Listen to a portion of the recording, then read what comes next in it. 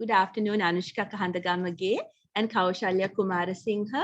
Thank you for coming to the very first program of a mini series that I started in the Atharamadhyava channel. This is called Alternative Spaces for Education, right? Because I want to show people, whether they are in campus or outside campus, that there are different forums, different spaces available to gather knowledge should they wish to do it, right? And the two of you I have called for two reasons. One is you two are young people who have constantly been engaged in education. Which level are you in now, Anushka? Just give a very brief introduction as to where you are in your education journey. Yeah, right now I'm reading for my PhD at University of Otago, New Zealand. Yeah. And before that? Before that, I have done like my MPhil at South Asian University, New Delhi, and I have like a master's in Colombo University and bachelor's in Colombo University. Thank you. Kaushalya, what is your journey?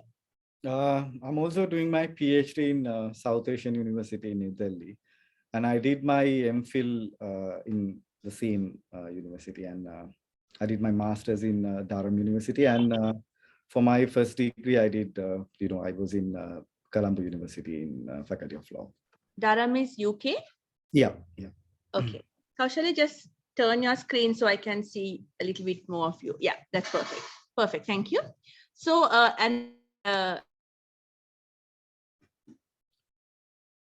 think, Madhu, your microphone. Okay, sorry, thank you. The second reason that I called you is because both of you are deputy editors of one of the few Sinhala journals available outside the university space, and thereby you are qualified in a way to speak of what journals are, how they can be accessed, and their importance as well, especially in the Sinhala medium, because journals in English are available everywhere, and it's very often freely accessible. If you're in the campus system, the libraries pay for just sites like that, and any journal, any written article is accessible to campus people. But here, because I'm on this YouTube channel talking to anyone who wants to learn, I'm very interested in showing them what is available for them free of charge, even without being in an academic setting. That's one. Secondly, the very few academic spaces available would be Patitha right now. And also we are going to talk to Praveen and Pravada later. But the two of you will speak about Patitha and what it is, where it is now, and how it is accessible. So maybe I can ask Anushka to give an introduction to this academic journal called Patitha, which carries Sinhala academic articles in Sinhala. And if I'm correct, it's available on a free website as well. At least the old versions are. So could you tell us a bit about the past and what the situation is now? Yeah, so Patitha started in 2003, and it was like an effort by many scholars from different universities and like different organizations basically. And it started because there was no like Sinhala scholarly work up to level, like they were not publishing enough. So that was one reason to like start Patitha. And then the updated knowledge from outside Sri Lanka was not coming to the country. So that was like another reason. And then not coming to the country in Sinhala, no? Yes, in Sinhala and Tamil also. So they started in Tamil also, but it was not like successful for many years. And then in Sinhala, they did it till 2012 actually. After 2012, it stopped. So then in 2020, we started it again, and Kaushalya, me and Professor Sasanka, we were involved in the initiative. And there are like different various publications are included in the journal. So it's about identity politics, colonialism, art history, and cinema, and it's like ranging from history. It's basically about Yeah, Yeah. who were the first academics involved in it, Anushka, at that time, 2008? 2003 actually. I'm sorry, 2003, yes. Yeah, so basically like Professor Sasanka Perera from Colombo University and Professor Ananda Kumara as the language editor from Colombo University, and T. Sanathanan from Jaffna University, Ramani Jayatilaka from Colombo University, Indika Bulankulama from Law and Society Trust, Ashoka the Soisa from Kelaniya University, UV Tangaraja from Eastern University, Kumudu Kusum Kumara from Colombo University, and Nalin Suarez, he's like a freelance writer, and Ranjit Perera from Social Scientist Association. So there is a amalgamation of different departments, different universities, and a few people from outside as well, different disciplines as well. Very interesting. Okay, so then what happened to it? Yeah, like somehow it stopped publishing in 2012. I think the reason was Professor Sasanka went to South Asian University to hold like a different position. So then stopped publishing. And in 2020, so we initiated it again. Yeah. What is the current state now, Kaushalya? Now, Kaushalya, very quick introduction to you, apart from you being a PhD student at SAU, you're also a very well-known writer in Sri Lanka, in Sinhala. And so it's a bit weird to talk to you about something else apart from your writing, okay? And I have worked with you about your writing for my PhD, the doctoral thesis. So another reason why I know the value of calling young people to have this discussion is, though Kaushalya was my research subject, one of them, he also helped me a lot to access knowledge in places I didn't know it existed before. Like the internet world and the cyber world is more common to your age than mine, right? So I know how much that helped me. He showed me where books were available, because one of the things that we come across is not to have updated books in our libraries or where we can buy them. So I benefited personally from knowing Kaushalya. And what I want to do between waiting for my PhD results and going back to work is to make that knowledge available to anyone who wants to learn. Because should someone have given me something, you pay it forward, right? So therefore, I think Kaushalya is very much involved in this kind of knowledge generation, plus helping others find out where those knowledge sites are. That's from personal experience. So Kaushalya, apart from your work as a writer, you're also a scholar. So what is the state of Patitha now? Is it available online, or what has happened to the present production? Yeah, it is available online too. And we have started this, the printed version also from 2020. So we included all the previous journals in the online version. So you can access all the articles in previous versions online. But, you know, for the printed version, we only include this book reviews and mainly opinions in the online version, and mainly research papers. You know, this is an academic journal, so then we have like mainly few genres of academic writing. The main version is research articles. So we for now we leave on research articles only in the printed version, new ones. But the opinions and book reviews, that is mainly, I mean, basically they are available in online too. So This printed version, is it expensive, Kaushalya, or what is the situation? no, not really. I mean, I think it, as I remember, it's like 400 rupees. It's a bit fat volume, you know. I think 360 plus pages for the last one what we did in 2020. But the new ones, I mean, the coming editions, I think it must be slightly, you know, smaller, you know. But then it will be more cheaper. Yeah, the reason why I think the discussion of journals should be had is journals as opposed to books. I mean, books are one of the primary fonts of knowledge. But when we discuss fast moving knowledge, knowledge that moves faster. So that in some fields, by the time it comes out as a book, that knowledge might already be, out of date. If you take technology or science or medicine. So the fast moving knowledge generally is better accessed through a journal, which is of course could be a book or the internet or whatever, because those good journals come maybe thrice a year, maybe twice, if you're like, or maximum, I think 4 times. I don't think you can do it any faster than that. It has more current knowledge than that held by books if you're dealing with quickly changing subjects. But for us in humanities, yes, of course. But when you're in a country like Sri Lanka, and if your knowledge of English is not that good, right, there is a definite problem of accessing current knowledge. So within that context, something like Patitha, where there is a committee of scholars keeping an eye on what's new, what's important, and then translating some of it or writing about it in Sinhala is extremely important. Towards the end of this conversation, we'll talk about why we think English has to be learned if you're researching. But for the moment, even in Sinhala, this kind of knowledge is being made accessible through translations or through original writings in research articles, through journals, right? And Patitha is a good example for it.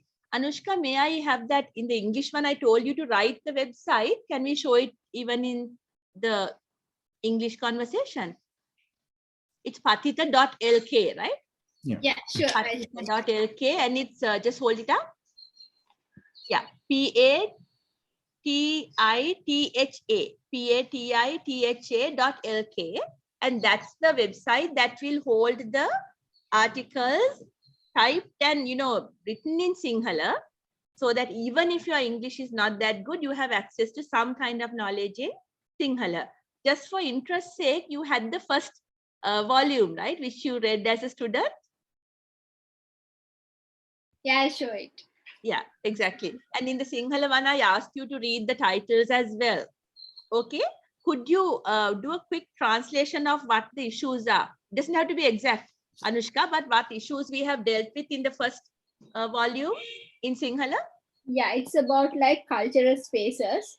So there are like 3 articles under the theme. So one is about like how this images of gods in Jaffna, how they have like a different color than the other images in the country. And then there's like one article about war memorials in Dhaka, and it's a translated version, and then it's by Nainika Mukherjee. And then there's another article about shopping malls in Sri Lanka, whether they are like symbols of realism or like temples of consumerism, something like that. Yeah. And then they have like one article about social theory by Desmond Mallikarachchi, and there's like a section on book reviews. 2 book reviews are there. Yeah, that's it.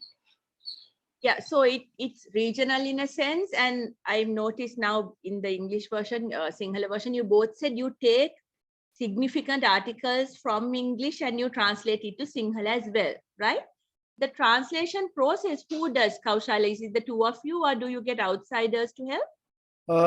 No, not only us. It's like, for the first one, Vidura Prabhat Munasinghe did one, and then Pusati did one for the second one. And, there are many translators. I mean, even Praveen did one, and sometimes Professor Sasanka translated, and then Anushka did one, few, I think.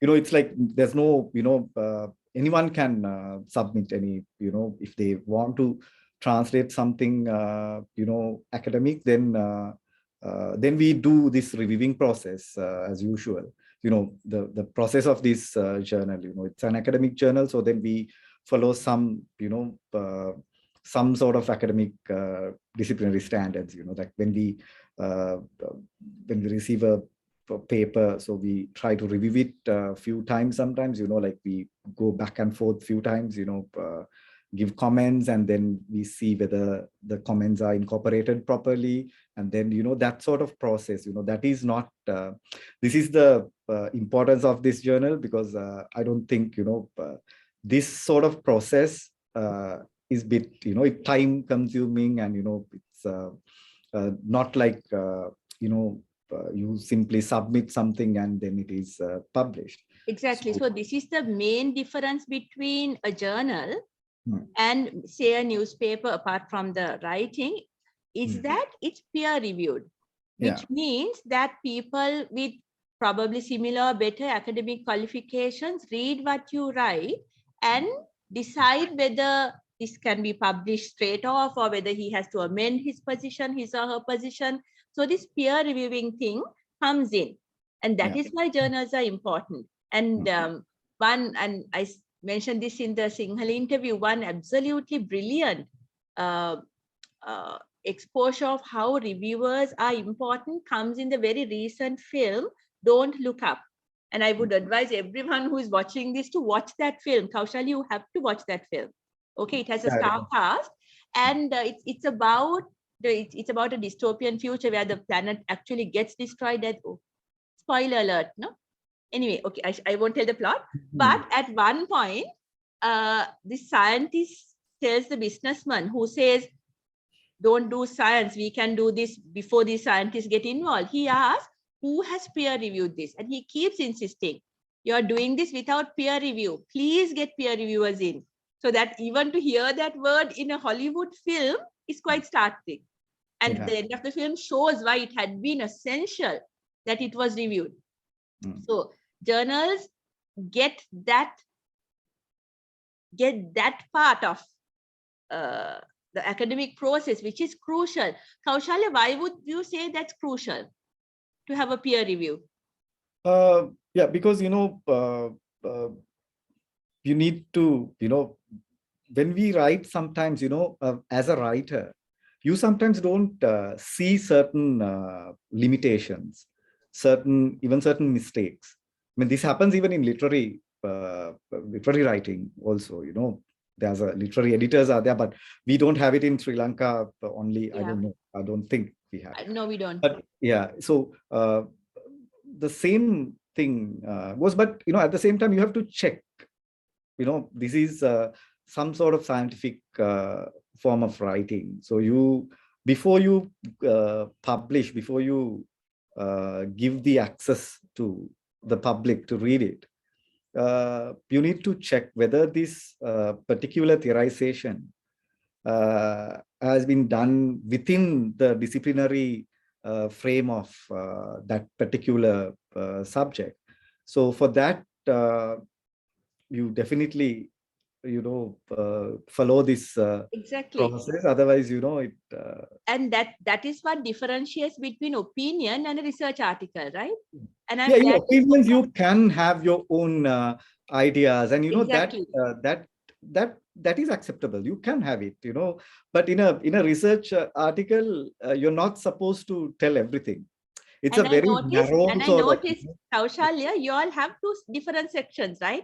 Some are research articles and some are opinions. Yeah, so and actually there are particular section for theoretical sort of analysis. If you can introduce a concept, or a theorist, something like that. So no, that is also there.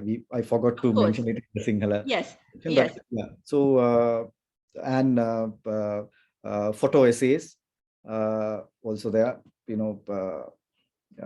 That is also, but kind of a very. It's not completely academic, but it is quasi-academic sort of genre. Kaushalya, Anushka, now the fact that journals that come out in the West in English, right, are very much part of current streams of education, the way knowledge changes, and there are very few of you. I won't even say us, because I don't translate academic work. Very few of you involved in translating. What does that imply to those who actually have no access to English? I told you that's not a safe or question, but we've got to be truthful about some things as well. Because I don't think a group of young people dedicated as much as you are can actually handle the volume of new knowledge being produced in the world, right? So if you didn't know English, what would that imply? Yeah, like the thing is, you would not exposed to the new knowledge. That's the first thing. Then you can't be like a part of the conversation which is going on at the moment in the world. So the scholarship is like updating every day. So yeah, of course we can like participate in translating and all, but at the same time, if our students can like read the original work, that will be also great. So I think that space should be there, and then people should try to like learn language and then expose to new updated knowledge, because a lot of things are happening around us, but we don't know because we are in an island and we think that world is in this island. That's like a problem, but we are like a small island which is located in the world. That's what we should understand, I guess. Yeah. Kaushalya, anything to, I mean, it doesn't even have to happen here, no? Recently we saw in the USA, where people thought, it doesn't matter, let's go out of the Paris Agreement or whatever. This insularity, it really doesn't have to be an island. Someone like Trump in the USA can be equally insular. It's a mental attitude rather than a location. So it's very important. What do you think, Kaushalya, about this fact about English and the fact that there are so few translators coming in or working on it? How do you handle it? Is it possible to be like without English? What kind of possibilities for research is there in Sri Lanka? Yeah, when we take humanities and social science into account, I mean, we know that I think more than 90% of serious work in English. So we haven't even translated Obesekara properly. Only few of his work has been translated into Sinhala. And even you can't read anthropology of Buddhism or something like that in Sinhala, because all the serious work are in English. So this is the most difficult issue that one face when you do only in Sinhala. You have to definitely read in Sinhala. You may write in Sinhala, but to read, definitely you need English, because otherwise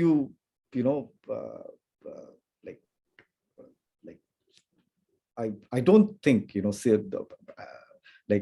social science and humanities research, serious research is possible without reading in English. That is the problem we face in Sri Lanka. Exactly. So I think Tamil also the relatively same in that sense. I'm sorry, what was the last even thing? Tamil, that one will face the same issue. So actually, I did, Kaushal, I did have a chat with Vimal once, and I said, what is the situation in Tamil? And he said they are slightly better off because they can access the Tamil Nadu publications of journals.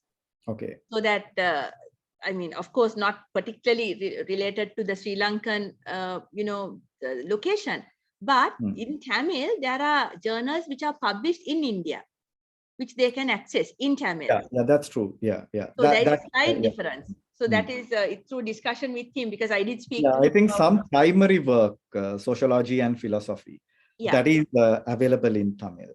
Yeah, but because but not the work on Sri Lanka or of course not. Of course not. But I do know that Tamil Nadu publications will take work from the Tamil writers here as well, if they do write. Like for example, Santan is published in Tamil in Tamil Nadu and in English here, or even Tamil Nadu. So that there is a cross current which is not available maybe for us, because it's just us who speak Sinhala here. And there are so few young people or even old people who are currently, engaged in a fast moving field.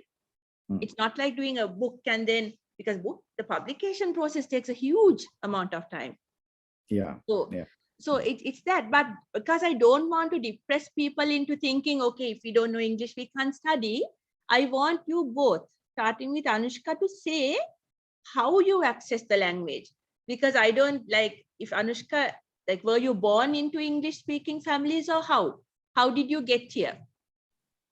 Yeah, my family, like both my extended and like immediate family, they're not speaking in English. So I'm not coming from a English speaking background.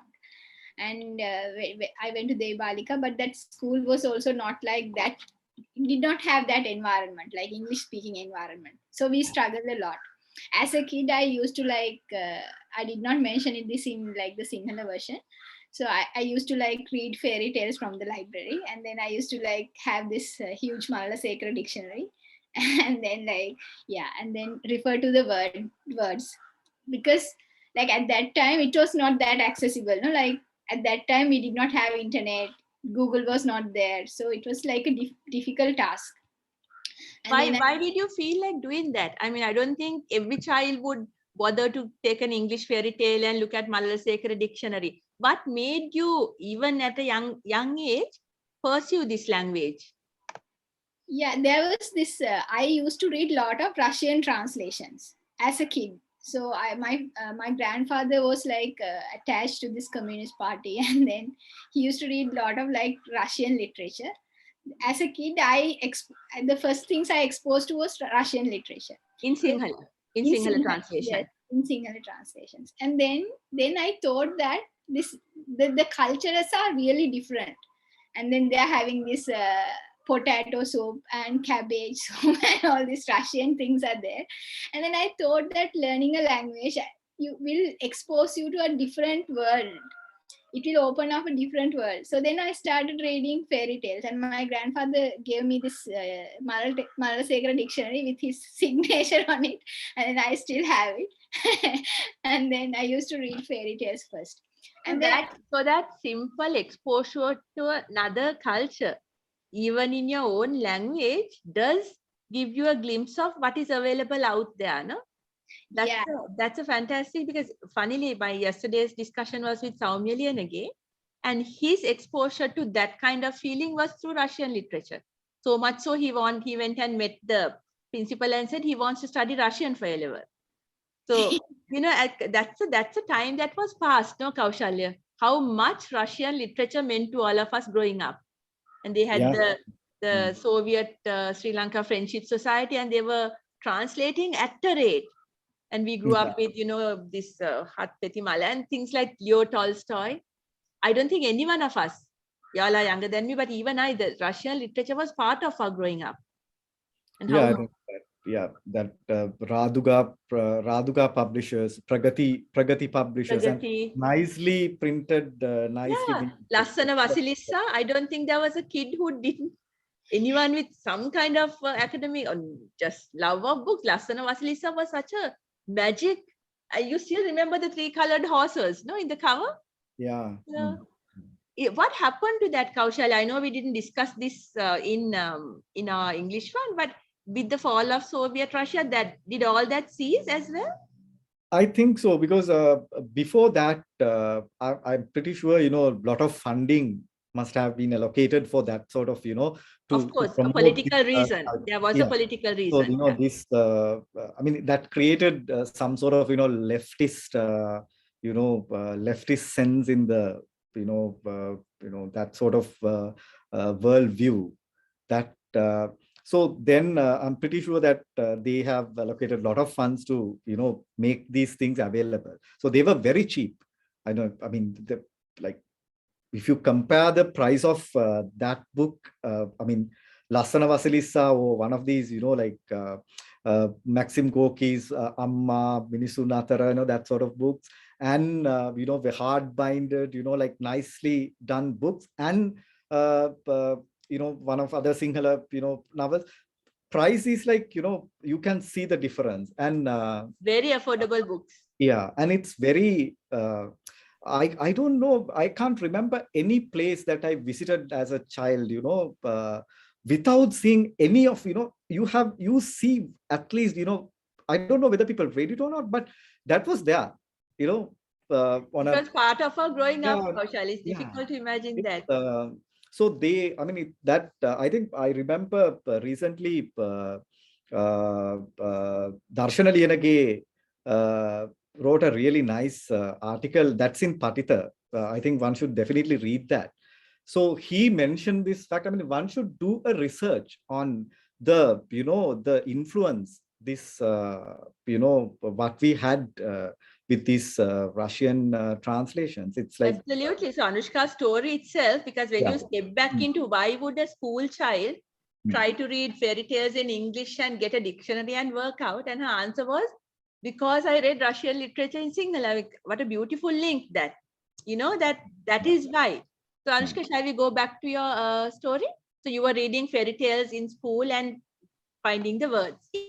Yeah, and then after the school, like in school, we had this English speaking Thursdays. So that was like really real struggle for us. What do you mean? That whole day you had to speak only English? Yeah, only English. Otherwise, you have to like put 50 cents to the jar or something. So, I did not know that existed after colonialism. Seriously. Okay. Yeah, it's a colonial school a bit. Yeah, and then after that, so we struggled a lot and we tried, and there were some students who could speak in English and who were coming from English speaking backgrounds, but many of us could not. So that was there. But then I came to the university, and then I wanted to do my degree in English medium, but the university said I have to do like English as a subject for the A levels. Then only I could do my degree in English medium. What was your degree subjects? What did you choose to do? I wanted to become a Sinhala professor. So I did Sinhala, sociology, and mass communication. You wanted to be a Sinhala professor and you asked to do in English medium? That just sounds complicated. Anushka, what? Yeah, So- the thing is, I really want to learn a lot of languages. I went to Russian classes also after A levels, but that professor asked me whether I want to do like medicine. Then I said no. Then he was shocked, and then I stopped going to the class. Okay, the impact teachers can have. Okay, so continue, right? Yeah, and then somehow I grew this enthusiasm towards sociology. They had like good lecturers, and then in class, some of the classes they wanted us to read like updated knowledge. Some classes only. So the professor would give us like an article, and then we will have like different sections assigned to us, and then we have to read these different sections and present to the class. But what I used to do is I used to like translate the entire article to Sinhala, and then try to understand the entire argument rather than the section. So that was there, and then And you did this translation alone, or did you? That's Yeah, quite an achievement. No, I mean, if your English isn't good to try and translate academic work, you no, but somehow the managed. thing is, I did alone only. Then I'll compare it with some friends. Some of the friends are doing the same thing. Yeah, that's what we did. And then when I look at those translations now, they are not that good, but it has that idea. No, but that's what learning is. I said this in the English one. Unless you do it with mistakes first, you can't learn. It doesn't happen. You can't wait till you're perfect to do things. Right. So continue on. Yeah, what I like the third year or fourth year, so we got to like learn about Michel Foucault, and then I wanted to read original work. Then I tried. It was really hard, but then what I did, I had Google, like some internet connection I had, so I Googled this simpler versions, as Kaushalya mentioned, some simpler versions of the idea. But I did not like stop from there. I reread the original text, because I always knew that there will be different perspective it when you are reading the original text, because your perception, you are perceiving the world in a different way, no? Like every one of us are like that. So when you are rereading the original text, you will always have a different perspective other than the simpler version. So Absolutely. And I think that's the key for any kind of academic reading or writing, that you recognize the fact that it's just perspective. Even Foucault, you are reading, even if our English was really good, still we'll get three different meanings. That is what language is. So that is why I say, when we say, even in grammar, this is this, don't do that, because language is never this is this. It's amorphous. So to make it easier for us, we do these grammar rules and all that. But language is such a more wondrous, magical thing, right? So then afterwards, what happened? So was your English becoming more improved as you did all this? Were you Yeah. speaking as well? No, I was not speaking at that time. I was really like shy to speak, and there were like lot of I don't know, like people would always like humiliate you for not speaking good English. There will be people. So In campus, there were people who laughed at you, maybe within yes, your batch. yeah, like some students will be there, no, like that who are coming from different social classes. There'll be people. So that was there, and then but I did not care, and then I found this really amazing sites like language learning forums, and to speak with other people who are not like humiliating you and all. So You that's found these forums on the internet, or how? How did you access? yeah, in internet only, because Facebook and other social media was not that accessible at that moment. So I just Google it. Like that was like a really bad connection we had, but still I managed to do it. This live mocha or something, that was like a lovely forum. You can learn different languages and meet people who are like learning that exact language, French, Spanish. There are different people who are learning different languages in that forum. So I used to like watch movies with these friends and then discuss about it, and then we used to like play chess online. All these things happen. So Anushka, these were Sri Lankans or foreigners that you were interacting with? they were foreigners, Russians, Turkish people, and yeah, there was Chinese, so many other people, like from different countries. Strange, no, that we had to, because of the problems Sri Lankans have been accepting a different standard of English. It's strange that we had to look at non-Sri Lankans to find the practice space to get confidence. It's one of the, I would say, a kind of a social tragedy that we have. It's still the same. I mean, you speak any substandard English, you are looked down upon. It also has this really weird result of tuition masters trying to teach all an accent. An American or British accent, thinking that's the way to go, which is exactly not the way to go, because those who have grown up with English hardly use those accents. So it's a very weird way of this because of that, but that makes it worse kind of thing. So it's a very complicated, complex, socially unjust and psychologically draining process for the learner, which we have to be aware of. And I think most English teachers in this country are aware of it. All right, Kaushalya, sorry, Anushka then. Yeah, and then I had to travel like 2 hours, like back and forth to the university. Then I used to like listen to this podcast, which is Were there podcasts at that time? Yeah, there were podcasts. This is not like at the university. This is after the university. Okay. Yeah. Okay. So yeah, this Jamie Jeffers British history podcast and all these things. I could not like understand the accent, as you said. Like accents were really different. No? So what I did was I will repeat the podcast in the morning and the evening. The same thing I would listen to, and then I will try to understand what he's telling. It was really interesting. Your story shows how proactive you are. Proactive means you're not waiting for things to happen. You do it. You make things happen. And I think that's a crucial thing in language learning. Whatever the language, you're not waiting till someone teaches you or tells you what to do. You find the methods and you drive yourself.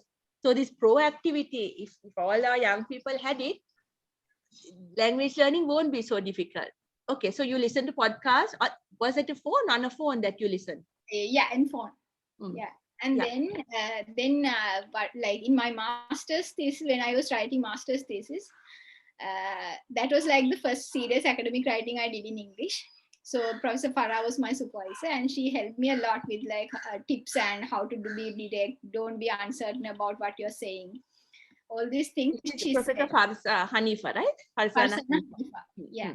And then like some professors would not encourage also.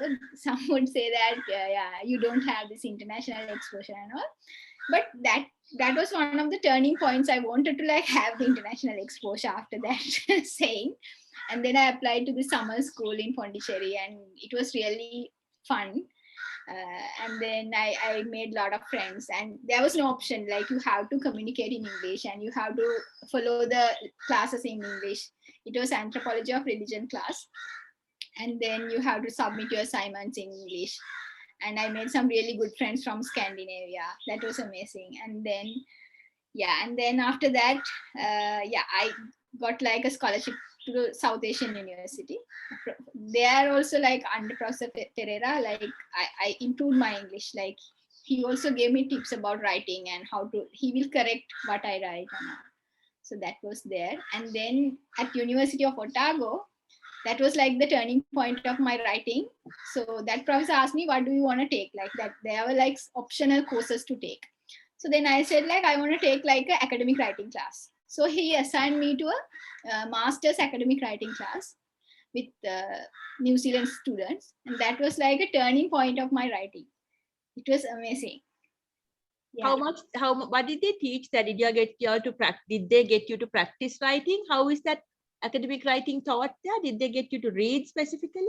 Yeah, there were so many readings also, and then it's mostly about clarity, how to write clearly and be like direct and not to write jargons in your sentences, and then you have to like find like a wrong sentence every week and then correct it and rewrite it, and then like you have to try to change the reader, not to like show that what you know. That was like the main point that professor was telling, like don't try to say that what you know, because nobody cares about what you know. Then you have to change the reader. That's what you should do. That's a wonderful thing to remember, no? Right, to persuade, change the person reading, yeah, not to just show off. Amazing. Kaushalya, is your journey of coming towards English or learning English similar? Were you born into a English speaking family? What is your story? Not really, but let me add something to one of your previous questions before I come to this question, Madhu, because I think this importance of English when it comes to social science research. So, we should mention few names that who bridge the gap, like Professor Sasanka Perera is one, like who actually, who's enthusiastic about this thing, like he published in English, and, he has his own, that certain identity in this, the global academia. But, he never, ceased to be, enthusiastic about, Sinhala academic culture. So then that's why he he's initiating this Patitha project, and many more translations, and he's quite enthusiastic about translating academic work. And Professor Jayadeva Uyangoda, I think he's one of the very important senior scholars that we should definitely mention, because he sometimes he does one in Sinhala and the same thing in English. And he has written really important books, like to get into this, if you want new theory about political science, that his series of books, and even research methodology too. And definitely we should mention Professor Amarakirti also, like his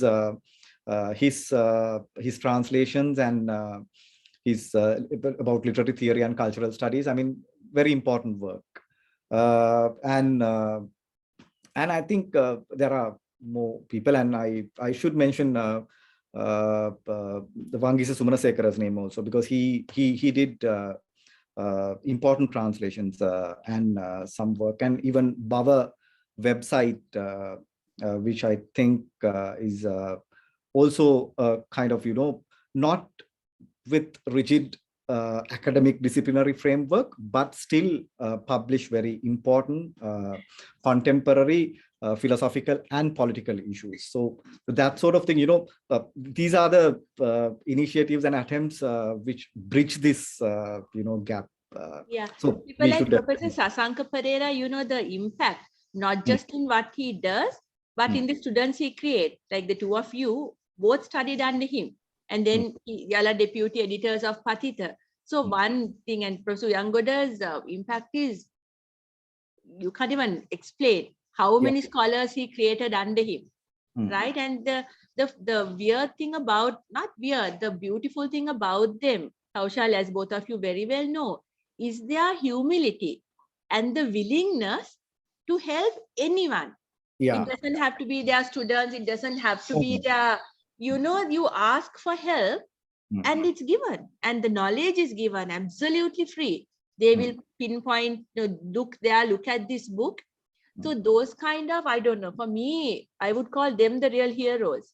Yeah, Right? I think before Patitha, I think Pravada was the, one of these, the main journals that we can find in Yes. 19.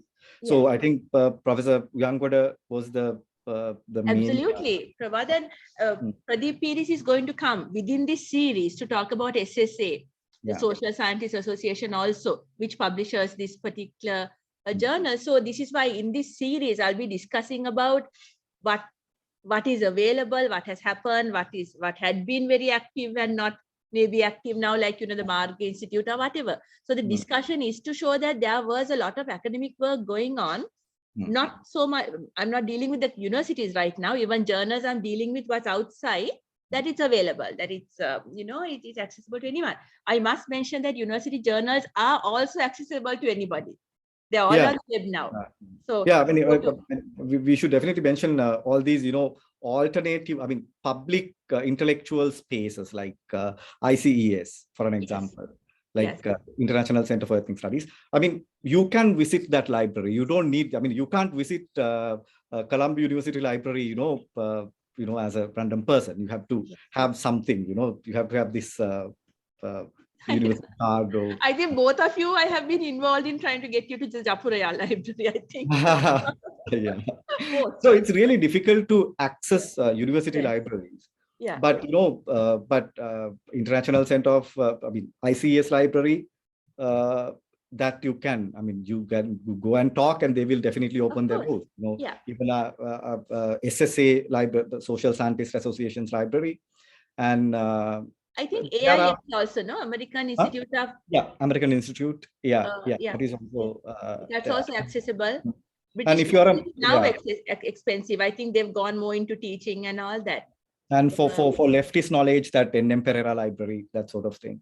And even like, the discussions and the seminars in ICES, they are like open to the general public. It's not like you don't need to have some sort of, no. So these are like the open spaces for, part of this public intellectual culture. And some of those discussions are in Sinhala, no, not all are in English. ICS lectures are generally in English, but there are other spaces you mentioned which carry on. But I think in 90s, I think you find especially the Social Scientists Association, Samaj Vidyachin Ke Sangam, was really active in late 90s. I think they bridge this gap, this public intellectual culture and this academic. Because what happens after 90s, I think. The public intellectual culture had more rigor than this academic university. Kaushalya, just to step out of a theme, but is there a public interest now in following issues like that? What do you think? You mean issues like? No, like say. We are talking about spaces being available, but is there an interest in the public in discussing issues like this? I think so. Yeah. Now because of the Zoom and all, recently things have, mainly you find a lot of discussions in online, but is there an interest though? Like I'm quite amazed, Kaushalya, that even my channel, which deals only with education and has really long discussions, within 2 months, it got close to 600 subscribers, 590, I thought last night. So that amazed me, because sometimes I feel that, excuse my cat. Sometimes I feel that even though discussions are there, now the interest or the focus of young people or whatever people is elsewhere. So do you think that culture of public discussions, engagement with academic issues, not academic issues, of social issues, is there an intellectual engagement available anyway? even if these spaces of alternative education are there? Yeah, I think so. I think, this, that,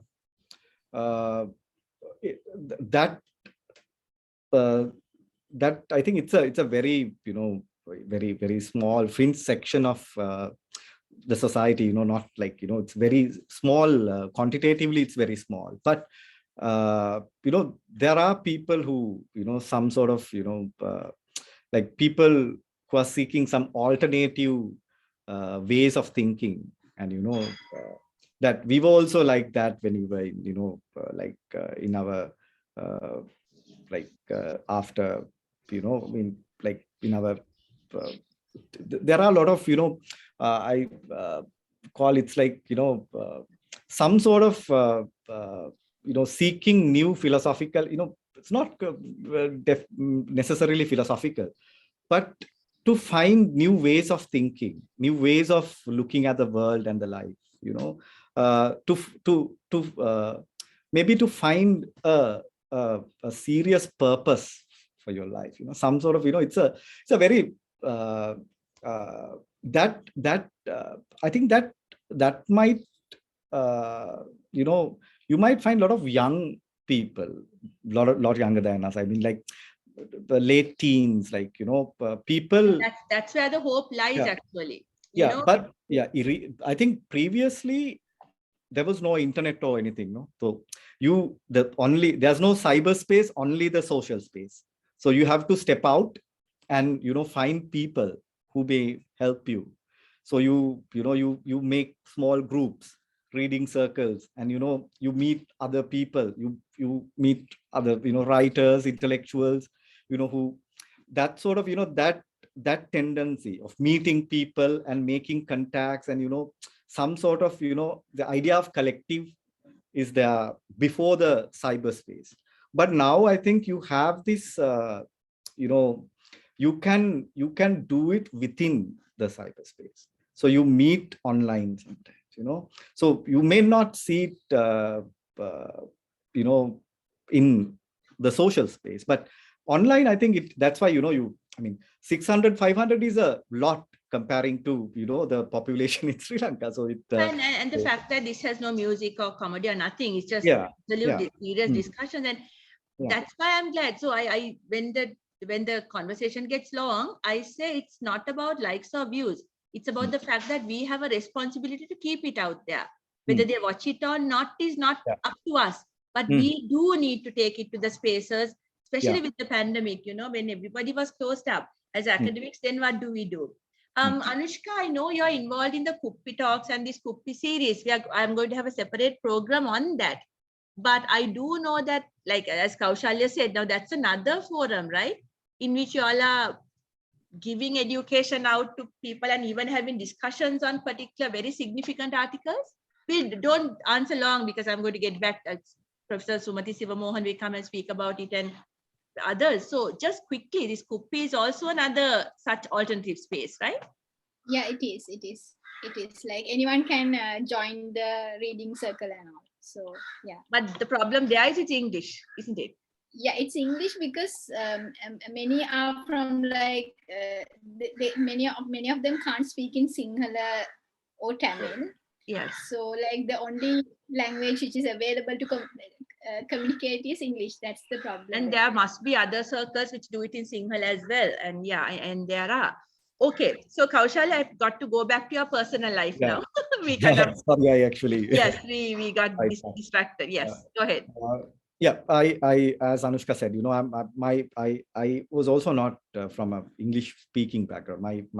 My father knew English well, and he read, but we didn't speak in English in the in our home. But I remember in my early childhood, before grade 4, I was on the track. I was on the path of learning English, but I had to face this scholarship exam grade 5. So then my focus mainly went for, Sinhala and mathematics at that time. So after that, after I passed scholarship exam, and then I changed the school, and then, after that, I think my English was never good. I was not even on the track of learning, but but at the same time, I was an avid reader of Sinhala. I read a lot of serious work in Sinhala, and I like to write too. And then when I read in Sinhala, then I see, there were not a lot of translations like, now you see a lot of fiction, quantitatively lots, I don't know the quality might. So then I realized, okay, I want to read in, I should learn how to read in English to, to see what sort of things in the, so to read these books. So, but the problem was, to start reading in English, I have to read simple books. But in Sinhala, I read, relatively complicated work. So there's an intellectual gap. So, and, with that intellectual gap, your desire also, not directs that side. So I was struggling, but, then after a point, I remember, after around when I was 15, 16, I was reading, erotic stories in the internet. And then I remember I had this membership in public library, so the Colombo Public Library. So I borrow Mills and Boon's romances and then try to read. And then I, with a dictionary, and it was an effort. So try to balance your desire and the need. So I was keep trying to read this sort of simple, and at the same time, not like children's work sort of thing, something that you can balance that gap also. Exactly. What your story tells me is like when people ask me sometimes, even on the internet, recommend us some books to read. I say the only thing you have to remember is read what you like. Yeah. And if it's not subject, if it's a normal question, Yeah. just follow that. Don't follow what you think is great literature or good literature or Shakespeare. Read what you like. Personally, Kaushalya, even now when I do my PhD, I want to relax, I read a detective novel. And I cannot, since my PhD, I really find it very difficult to read serious literature because serious stuff has gone so much into my head that I still haven't read A Passage North. I can't. So till I get into out of whatever fix I am in, I'm reading a large number of detective novels. I go to my friends' houses and borrow. So it just don't feel guilty. Read what you like. Yes, continue. Yeah, that's what I was not like, Anushka was, quite proactive and quite enthusiastic about this. I was not like that, actually. That was not, so I kind of, I did it in a,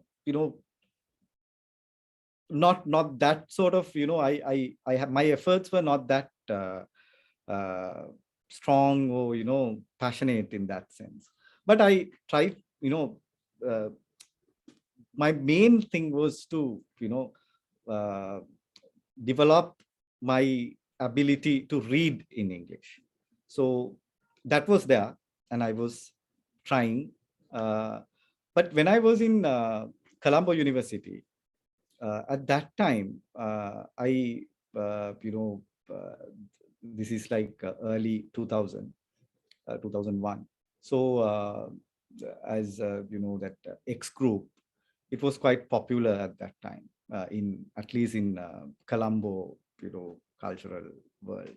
So they published this London, and previously they published this Marthota magazine. And then those were in Sinhala, right, Kaushalya? Those were published all in Sinhala. Sinhala. So there was some sort of fashionable new knowledge. It's not exactly, you can't say that it's like within this academic disciplinary framework, but they did it like, you can read Marx in a Communist Party in a different way. And when you read Marx in a sociology department in a university, you read it in a different way. You read it for the research purpose. So reading Marx for sociology is different, and reading Marx to organize society, to mobilize society, in that political purpose is a different thing. So in that way, in that sense, X group read, I think, psychoanalysis, structuralism, semiotics, that sort of things. They were not within that, disciplinary framework, and they were kind of a stylish sort of knowledge, So to get this knowledge, to get into this knowledge, more, that because we were fascinated about these ideas, this new postmodernist worldview, that was quite new. So we When wanted I remember, Kaushalya, the impact such things had on a young person. I was young when I was exposed to this. You are not the same person after that, no? No. So no, this yeah. thing with literary theory, if there is a chance for anyone to get exposed to, I don't know, structuralism, deconstruction, feminism, you change you can't read it and be the same person before you read it. So I do identify with what you're saying. It was such a mind-blowing experience to read them. Yeah, and I after that, I think we formed a small reading group. Me, Vidura Prabhat Munasinghe, Vidarshana Kannangara, I think Sudanta Madhava, Chamara Guruge. So first, I think it's only 5 of us. And then Kumari, Samanmali Kumari Javardhana, and she was in the faculty, Colombo Faculty of Arts. We tried to read some texts. I remember reading History of Sexuality, Michel Foucault, the volume 1. I think Anushka also mentioned about reading Foucault. I think it's really difficult, but it takes ages to finish a single page, and you sometimes try to translate it, and that sort of attempts. That was not to read, not to learn English, but to to get to know these ideas. Get into this new worldview. So that fascination, I think that passion, I think it started with not because of the Sri Lankan academia, I should say that, but because of that public intellectual culture Sri Lanka had at that time. And it's kind of funny to hear you say that you all started learning English with articles that even an English someone who knows English very well will struggle with, Foucault or Derrida or whatever. It's difficult to read, right? Yeah. And it's amazing to hear that there was a group of young people who were going through that towards learning. You all were not thinking of learning English. You were thinking of learning the content and how much it helps. So it's fascinating because I read sometimes, I still have to struggle to understand, right? And it's so heartening to know how you struggle through. It's a process. You work hard. Right. And that you didn't give up, even though it's difficult. And maybe companionship helped there as well, no, Kaushalya? Yeah, we all, I think you now, they are like known people in this particular field. So then we all started like that. We none of us had any particular English knowledge at that time. We wanted to learn these ideas, enter into this particular, theoretical, philosophical world. So that was the main passion. And then we books were not available. It was not easily accessible at that time. This pirate version that we easily access these days, they're not available. And then these books are really expensive, and it's not very easy to, even if you have money, you can't easily quickly get these books. It takes time. But we there were places we try to locate. I still remember, we get sometimes, okay, one says, okay, this book, you have to meet this person, and he has this, and go and meet. So then that sort of enthusiasm and some sort of slowness, it was not that quick, but we still did it. Finding since we got into the field of pirated books, and that's not something I can promote here, let's also talk about what is legally available. For example, Harshana Rambukwala's book is an open access book, right? Yeah. There's a whole lot on the internet, on the cyber world, which is legally available and it's free, right? Anushka, can you quickly explain the concept of open access books, please, before I come back to Kaushalya? Yeah, open access books are like freely available for everyone. So some of the book reviewers will mention it that it's an open access book. Otherwise, we would not know. So that's that's amazing. So Professor Nira Vikramsinghe also did like a 1 volume recently about slavery in South Asia, and it's open access book. And That Slave in a Palanquin, that book, it's open access. it's Or not something else. No, after that, she edited a volume like with some different articles. Yeah, so it's open access, so it's freely available. So if you know the language, if you have little internet, then you can access it. And there are some Facebook groups created by some academics. Like there are students who are attached to different universities who has like access to different libraries.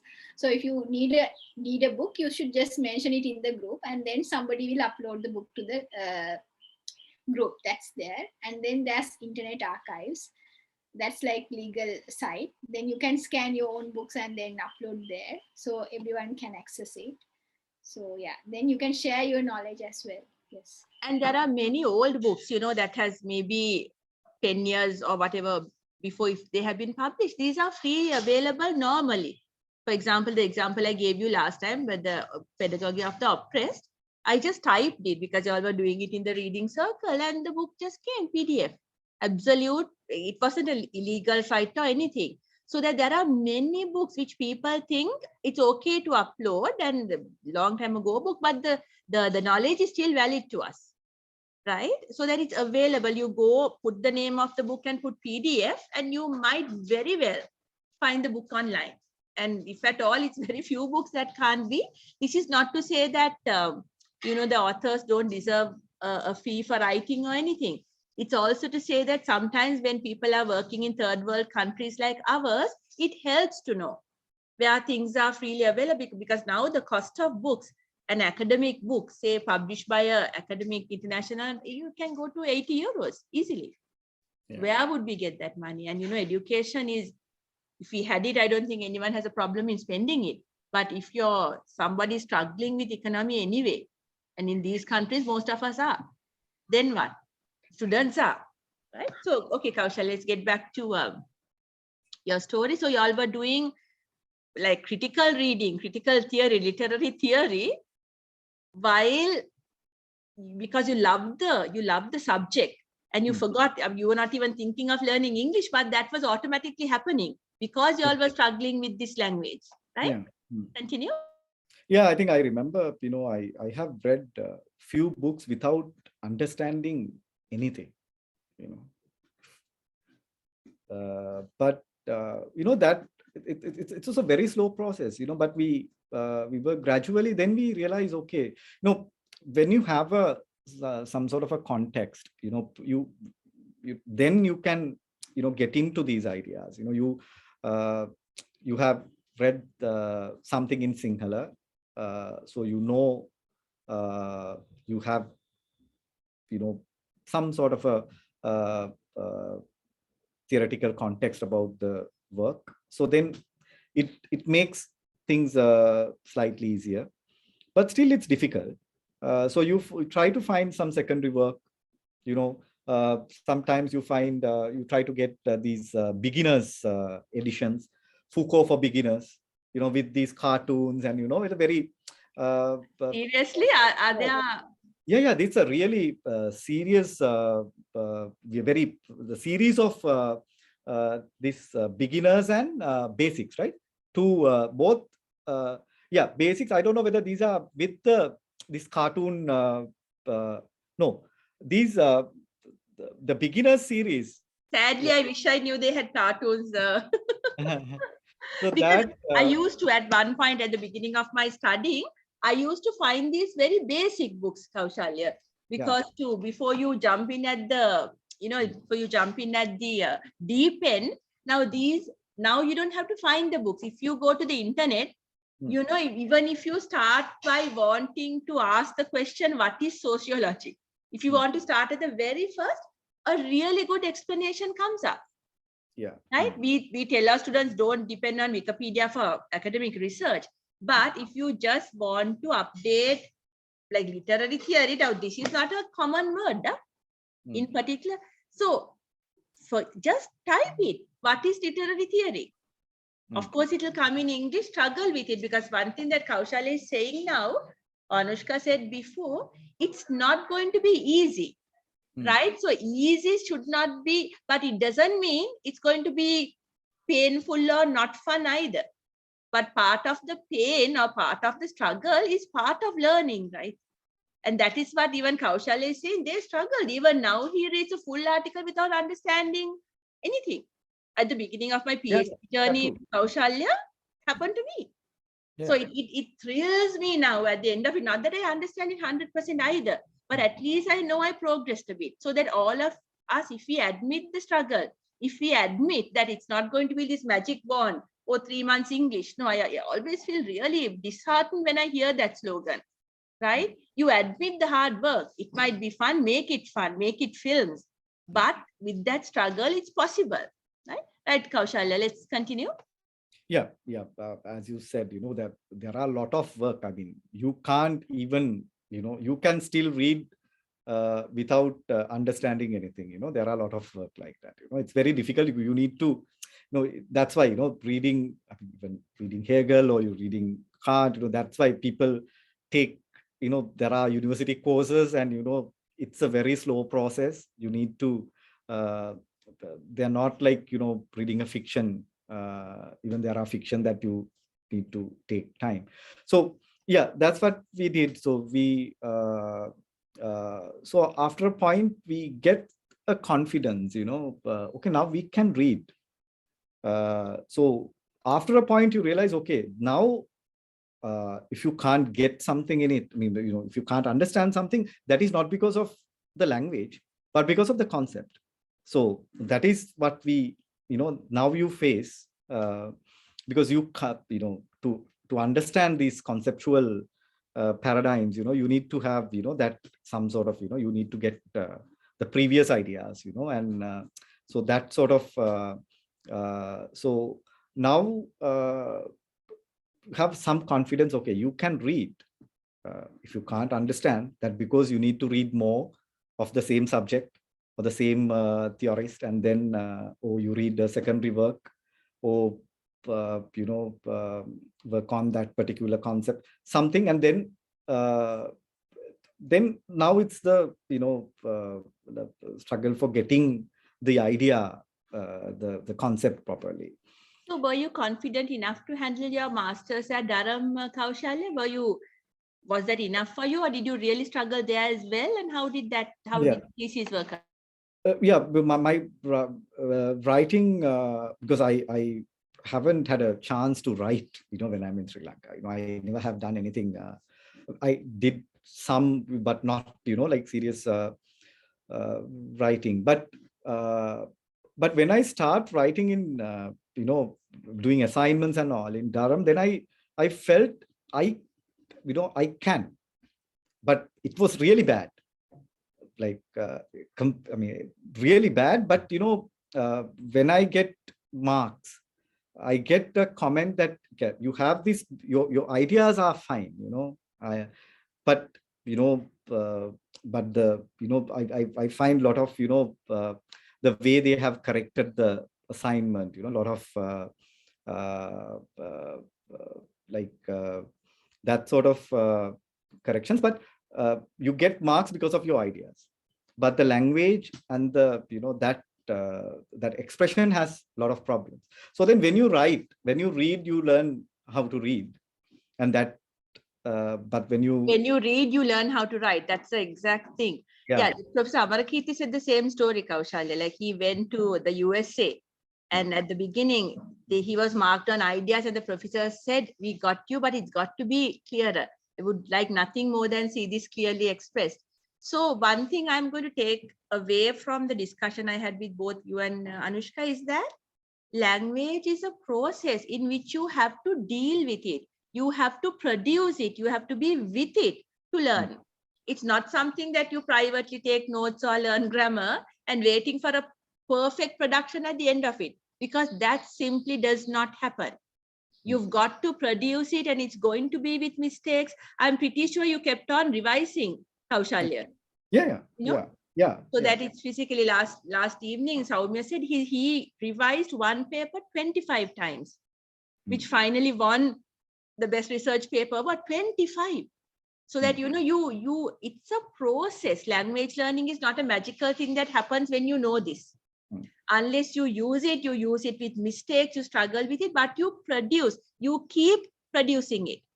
You speak it, you write it, you listen to it, and you read it, right? And then only then will you learn it. So the complications of Sri Lanka is that learning mistakes are not forgiven very easily. They still learn. Decades after colonization, they still learn. Okay, so both of you again were lucky. Kaushalya, you went to a West which may not have judged you on that. Of course, for but different reasons, right? So the Sri Lankan situation is very, very complicated, because we kind of forget that there has to be a period of making mistakes for someone to get there. But so much corn is poured into that middle process that no one wants to try it. So therefore, the task of English teachers are made so much more difficult. And then this question of accent comes in. Accent is a hugely problematic thing even now. And some people, I told you, they might think the answer is to get an American accent, which is not the answer. So there were so many cross currents, complications. It's not a simple narrative, but I'm really glad you two, people like you two, come and speak of how you learned it. You both said difficult to access current knowledge without English, clearly. And it wasn't a hopeless situation, because you both said this is how we learned it. Anushka came from a completely Sinhala speaking background. She got herself into different forums, and both of you picked up something that a lot of people said they spoke with foreigners first, right? It's a sad comment on our own society, but that's how things are. So we can, you got to admit that as well. Maybe things will change someday, but it's also a story about hope, because both of you are still in that journey. All right, Kaushalya, since I showed this last time, is a very well-known Sinhala fiction writer. My goodness, Kaushalya, this is another space for alternative education, right? So if for me, and I keep thinking of Medusa's hair, how much you would have read. For you, the incident of somebody, let's not get into analyzing these novels, right?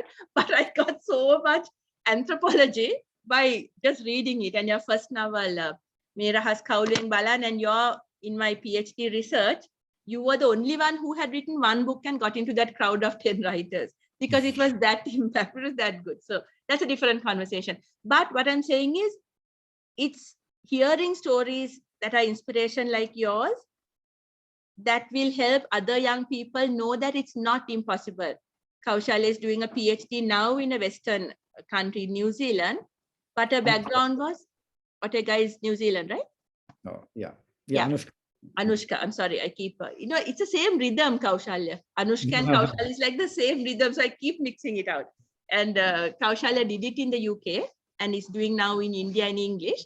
So that, guys, that story itself, people who hear this know that it's possible. That's one thing. And the first reason that the question I asked is, y'all showed what y'all are doing within the Sinhala speaking world of, getting a journal across under Professor Sasanka. Both of you are deputy editors, am I correct? Is there a role called deputy editors? Yeah.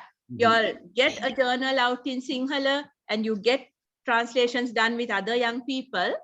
Superb stuff, and it's available. It's available till 2020. It's available on the internet, and maybe after about a year or two, the research articles will also get to the internet. These are available spaces, and there are many more. There are freely accessible books, and that part also we covered. So both of you, thank you very much, because I want this channel to be about hope, right? To say, yes, English is important, but that doesn't mean you give up hope. You actually have it more, because there are examples of people who have succeeded, or whatever that means. Because success, remember, it's not 1 to 100. I always say 1 to 5 is success. 0 to 1 is success.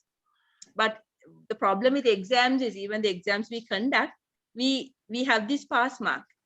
A child who doesn't come from 20 to 50 might fail, but 20 to 30 is also success.